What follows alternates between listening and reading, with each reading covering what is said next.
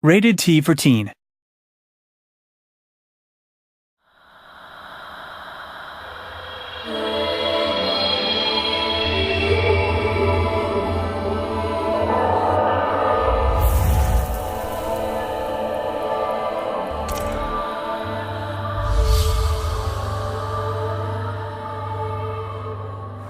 We, as a studio, we always use performance capture in all our games. It's a technique that we pioneered in games with our last game. So on Enslaved, we're working with House of Moves to do the performance capture.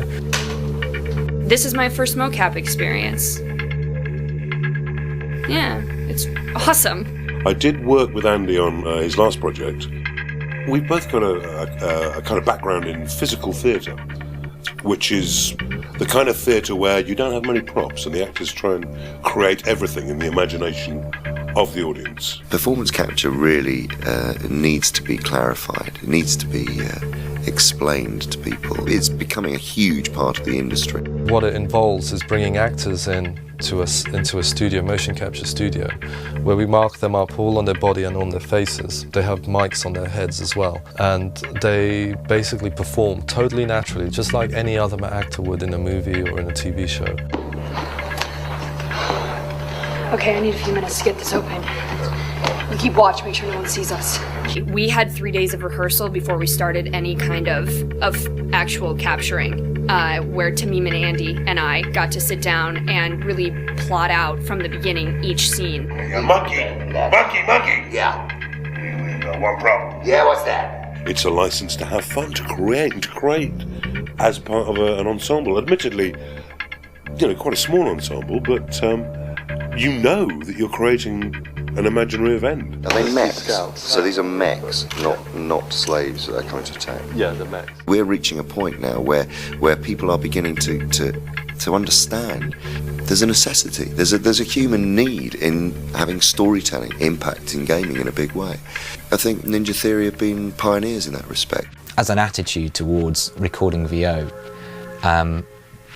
we like to use the on-set recorded stuff as much as possible.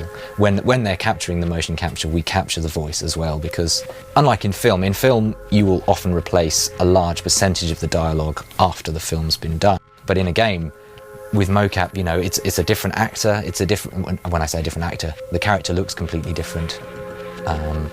And the translation from the facial movement, it's never a perfect thing. So everything you can do to preserve the original performance, to make the original performance come through, is really, really key. And that sort of made us think about how we record the rest of the VO that isn't for the cutscenes. You're really worried about Monkey damaging stuff because he's shooting stuff. Okay, stand by. And we're rolling. Looks like the first anchor point is down these tunnels. I need you with me, Monkey. Get up here. Please. Monkey, there's a route up. I've coded the dragonfly to lead the way. All you have to do is follow it. Sure.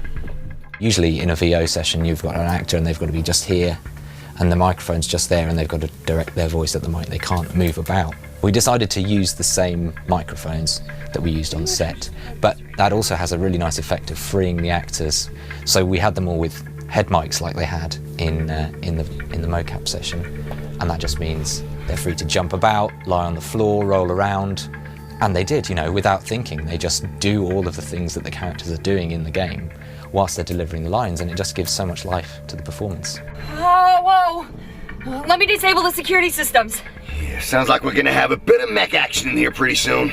I think there's a lot of parallels between what an actor does and what an animator does. They just happen to use their face instead of the mouse and keyboard. At the same time, there's people like me that are basically making sure that the technology and everything is all kind of working and going to be ready for them. All the cameras really care about is points in space, and that's all that we're retrieving from them.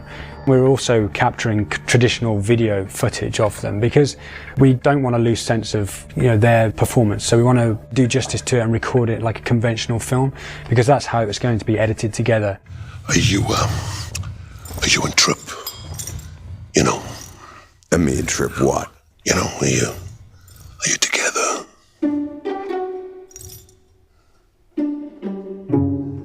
Trip enslaved me.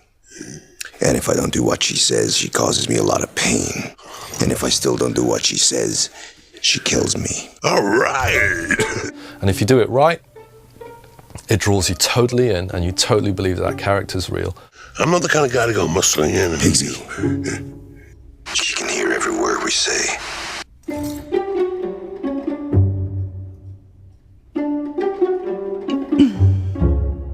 Thanks, everybody. That was great. I think it went pretty well. I mean, and that was the highlight of my day. You know what I mean?